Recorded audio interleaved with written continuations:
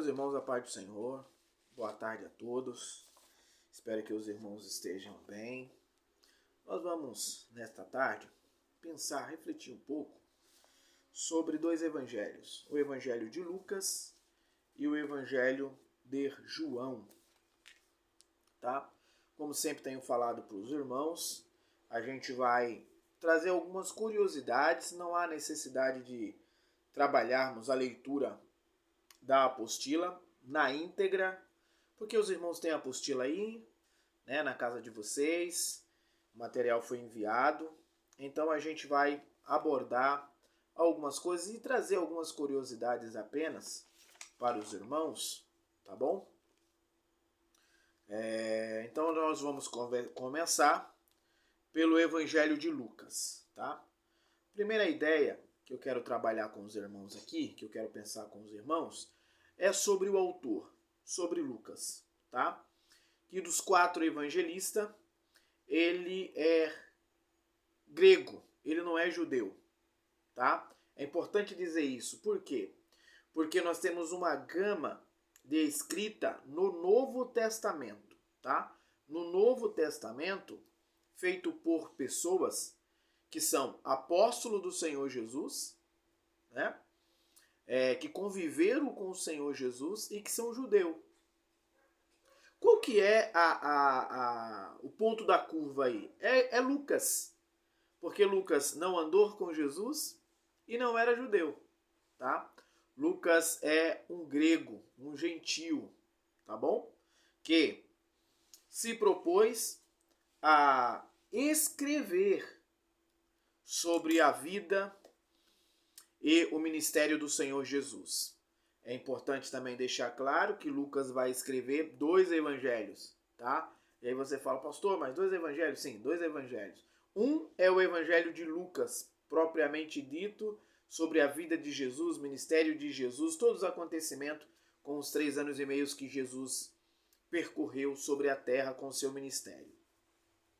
O segundo é Atos dos Apóstolos, que é reconhecido como um livro histórico. O único livro histórico do Novo Testamento é Atos dos Apóstolos, que também foi escrito por Lucas.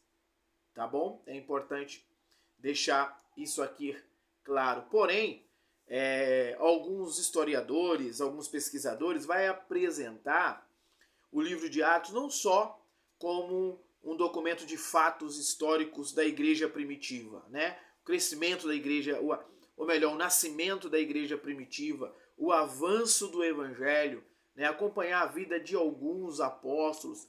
Não só esses fatos históricos, mas vai apresentar também Atos dos Apóstolos como o segundo evangelho escrito por Lucas. Tá bom?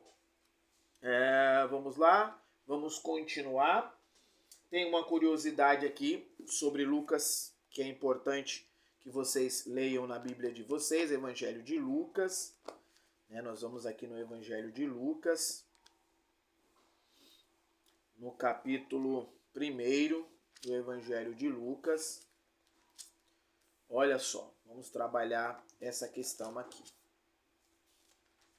Evangelho de Lucas. E tendo, pois, muitos empreendido por em ordem a narração dos feitos que entre nós se cumpriram, segundo nos transmitiram os mesmos que os precisaram desde o princípio e foram ministro da palavra.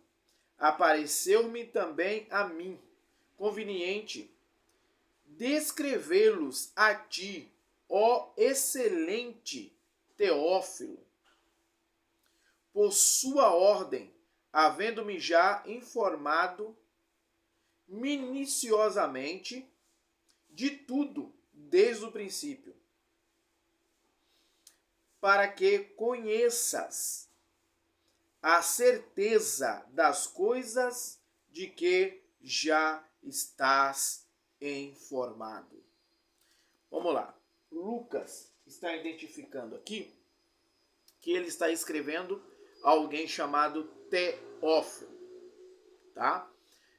Os historiadores vão apresentar algumas especulações sobre este homem, tá?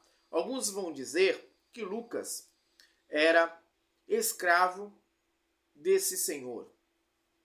E ele, vendo em Lucas determinada potencialidade, ele investe, tá, nos ensinos ou nos estudos de Lucas. E Lucas se forma então como médico pago por Teófilo. Ponto. Outros vão dizer que ele era um patrocinador do ministério de Lucas, tá? Alguém que patrocinou essa aventura, né? Ou não vamos chamar de aventura, mas vamos esse ministério de escriba de Lucas, de escrever uma biografia sobre Jesus, que acabou se tornando 2 livros que daí depois ele vai acompanhar a vida dos apóstolos, em particular o apóstolo Paulo, né? Nós vemos Paulo escrevendo na sua carta em vários lugares, né? Em vários lugares que Lucas era seu companheiro, tá? Bom, Teófilo, tá? Segundo os historiadores e segundo o que o próprio Lucas está dizendo aqui, é alguém que realmente patrocinou o trabalho da escrita de Lucas, tá? Uma outra descoberta, uma outra curiosidade que eu quero trazer para os irmãos aqui é a questão que se levanta com relação a Lucas chamar ele de excelentíssimo ou de excelente, né? Dá um... Como é que eu posso apresentar aqui? Dar um sinônimo, né? Um sinônimo de alguém que é importante, tá? Alguns vai dizer que esse cidadão, esse senhor, esse patrocinador do ministério de Lucas, né?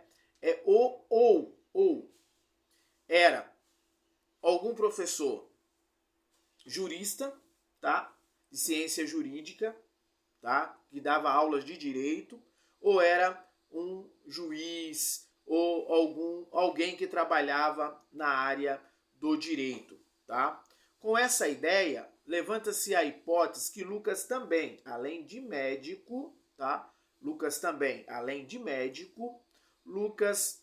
ele também era estudante de direito, tá?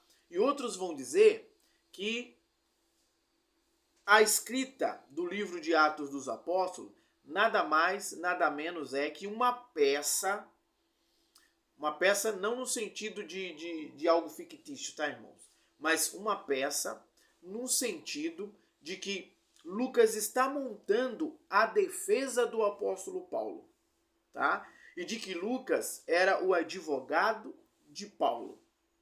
No momento em que Paulo foi preso, né, Lucas passa a ser o advogado de defesa do apóstolo Paulo. Lembrando que tudo isso são especulações. Há documentos? Há documentos que falem sobre isso, tá? Mas não há uma prova bíblica.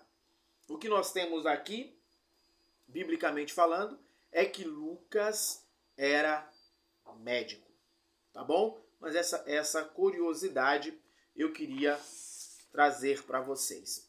Uma outra coisa que eu gostaria de trazer a vocês é que Lucas é apresentado em apenas um texto na Bíblia como irmão, tá? Como irmão de Tito. Lembra? Lembra de Tito? O pastor Tito, a quem Paulo escreve uma das suas cartas, tá? Há textos na Bíblia que vai apresentar Lucas como irmão de Tito, tá? Tito que também era grego. E aonde nós encontramos isso? Nós encontramos, tá aí os irmãos já devem ter lido, tá? Em 2 Coríntios, capítulo 8, versículo 16 até o versículo 20. Tá bom? Vamos lá? Bom, já fizemos uma reflexão sobre a vida do autor. Então nós precisamos agora dizer que Lucas, como sendo grego, e o grego tem aquela mística, né? Aquela ideia mitológica de deuses que interagem com humanos, né? Nós temos aquela ideia grega de querer saber quem é, de onde veio, como começou, né? Isso é uma ideia grega. Lucas vai escrever a genealogia de Jesus. Veja que existem dois personagens no Novo Testamento, dentro dos 4 evangelhos, que se preocupam em apresentar a genealogia, de onde veio a descendência, né? De onde veio Jesus, os descendentes de onde veio Jesus, né? Mateus, porque ele está escrevendo a judeus, e Lucas, que está escrevendo aos gregos, tá? Então essas duas nações, por cultura, tinha a ideia de querer saber de onde veio, ponto. Você vê que Marcos e João não se preocupam com isso, tá? Marcos não está preocupado com isso. Marcos está escrevendo aos romanos, e os romanos não estão interessados em saber de onde ele veio, mas sim quem ele é, né? Então, Lucas se preocupa em apresentar a genealogia de Jesus, tá? O apresentando desde Adão até onde chegou, tá bom? Porque a ideia de Lucas é apresentar Jesus como um homem perfeito, tá? Então, Lucas vem apresentando Jesus como o Filho do homem, mas o homem, Jesus, o homem perfeito, tá? Segunda coisa, para que a gente possa já ir para o Evangelho de João, que a gente já possa ir para o Evangelho de João, é falar aos irmãos sobre a questão do Cristo, né, que Lucas revela.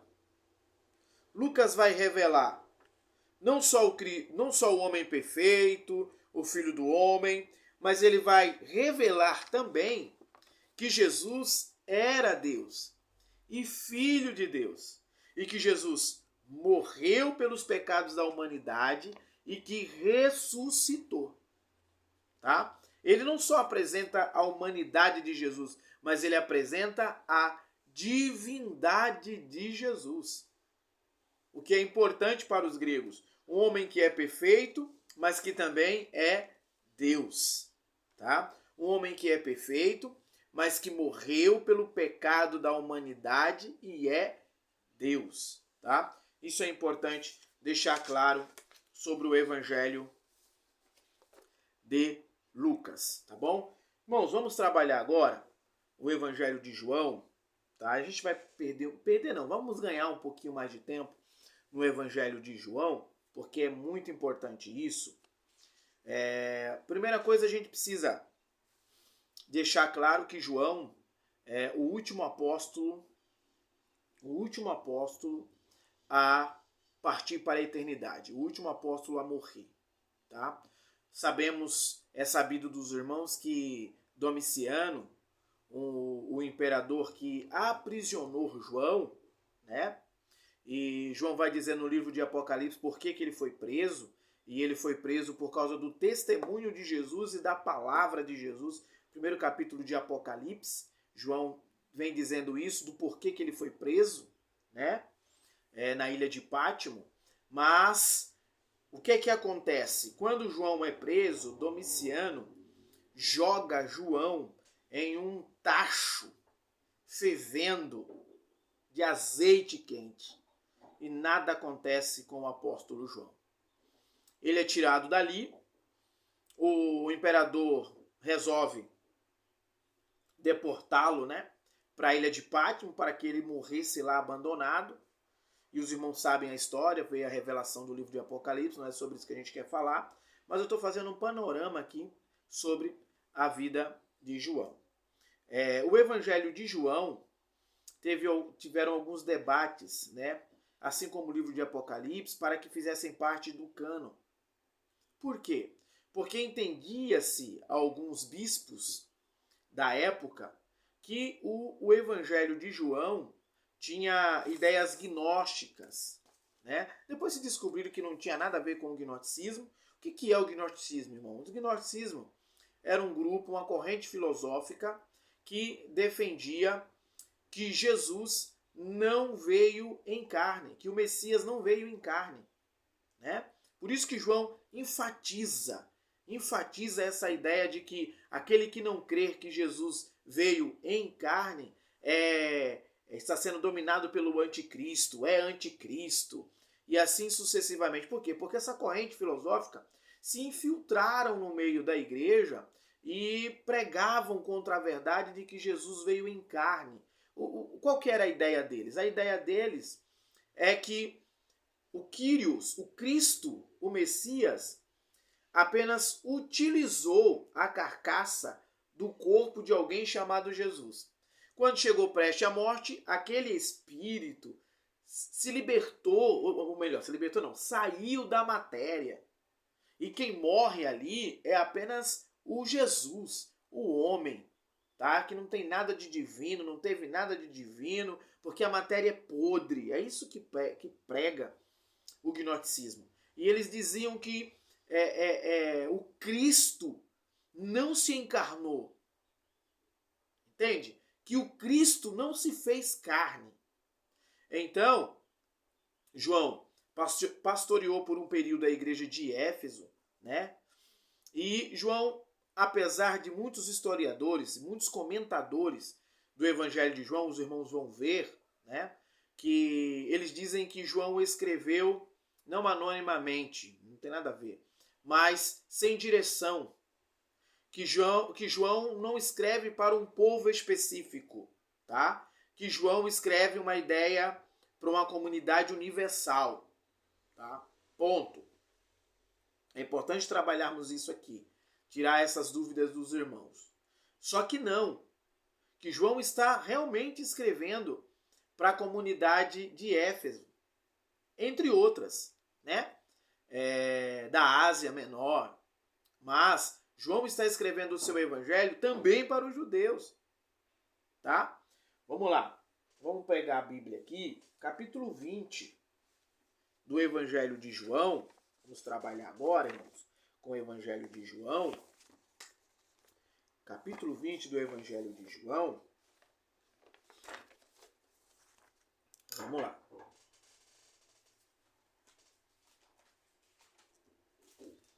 Vamos lá, nós vamos passar um tempinho a mais com o Evangelho de João. O de Lucas eu dei só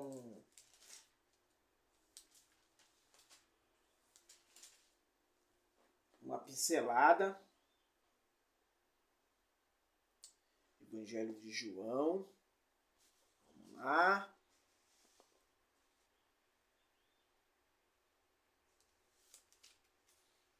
Deixa eu ver aqui, meus irmãos.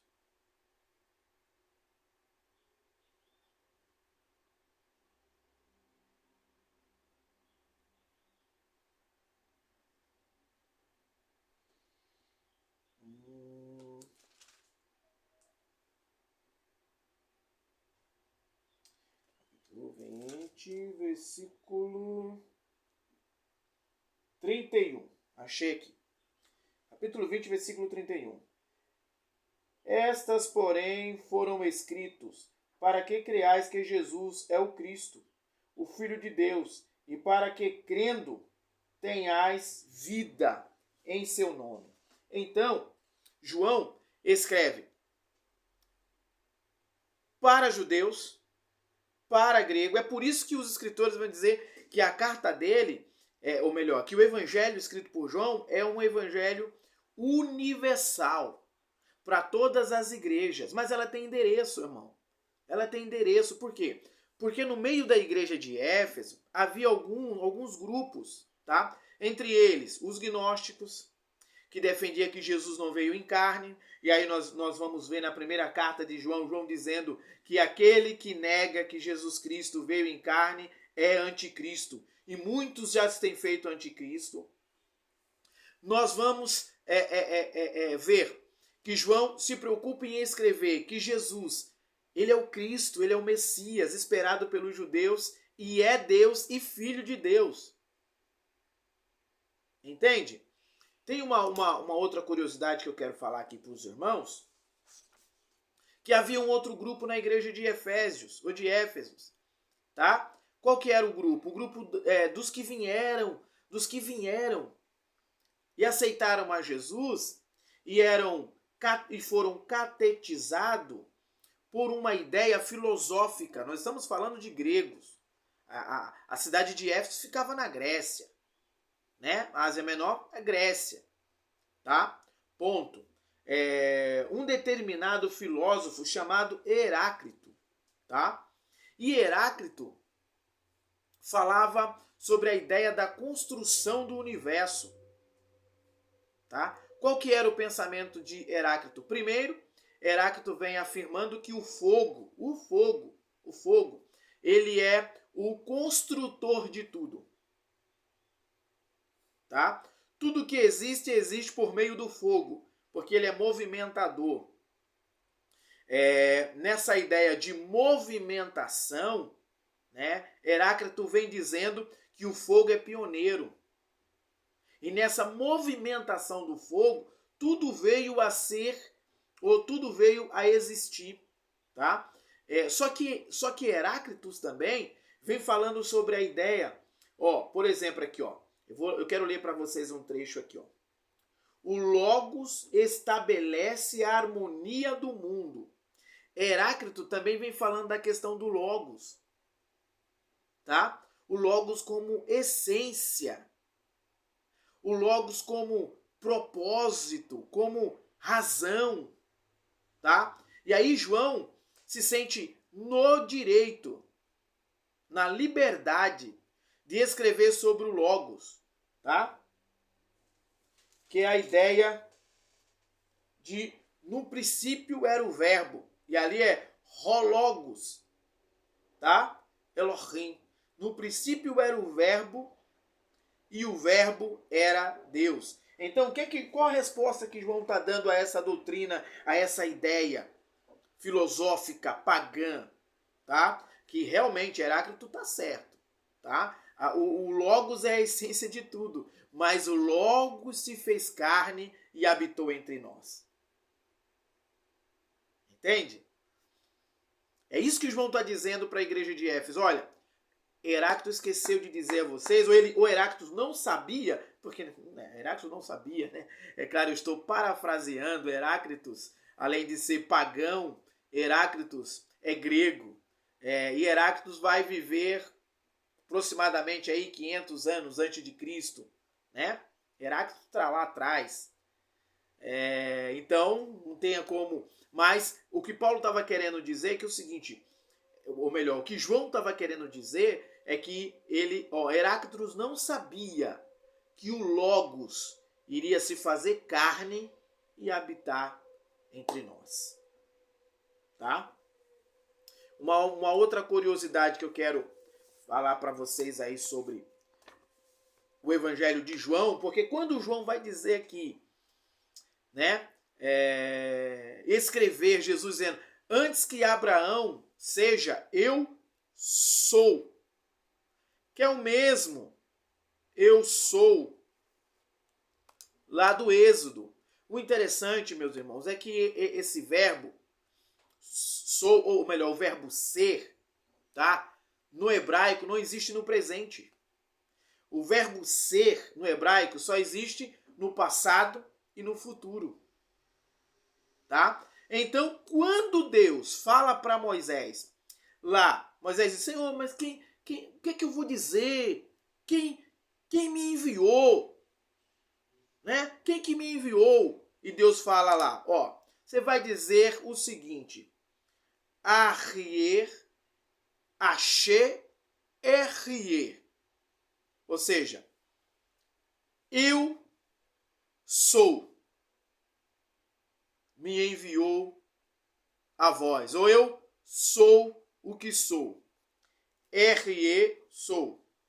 Asher, eu sou o que sou.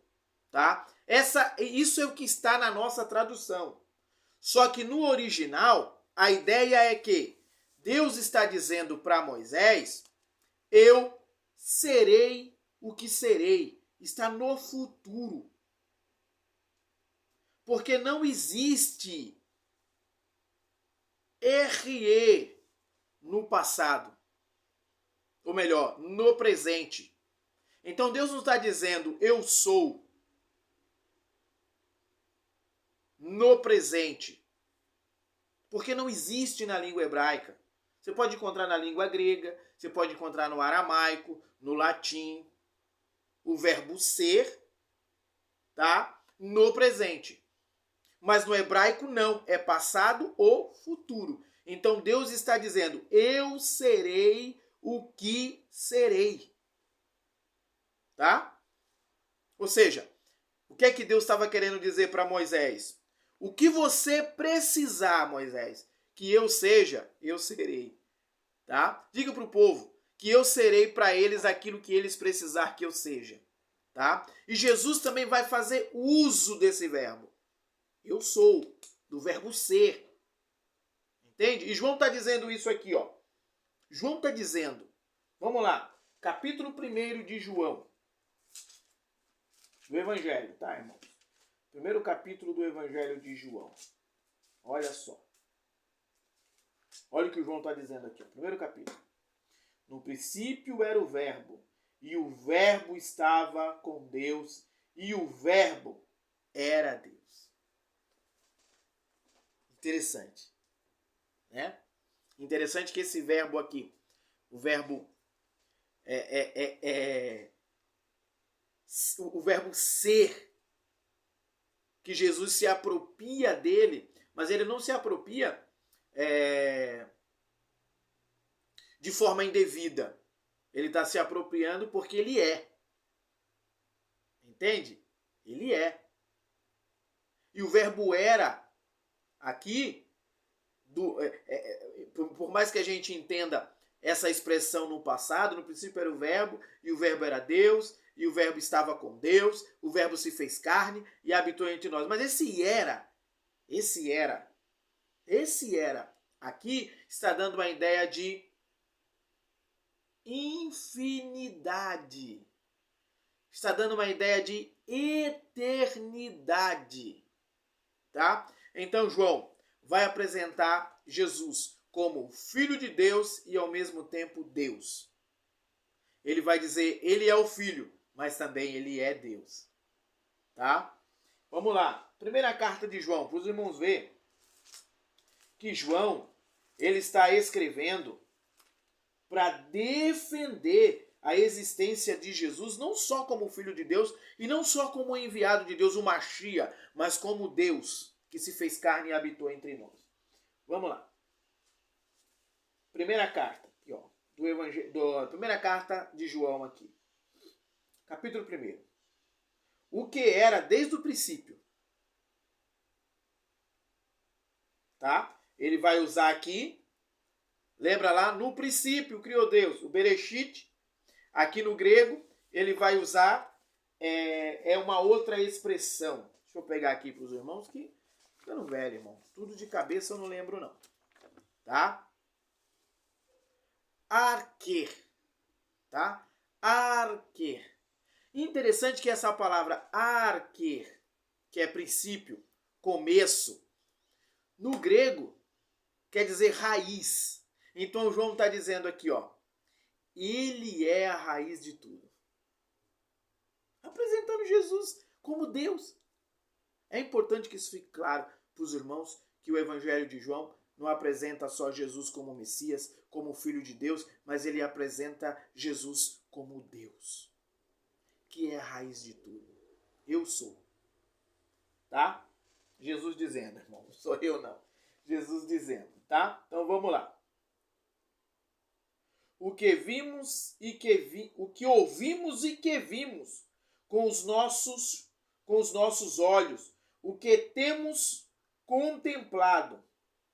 E as nossas mãos tocaram a palavra da vida, né? Palavra pode ser substituída aqui também, pode ser acrescentada aqui como logos, né? O logos da vida.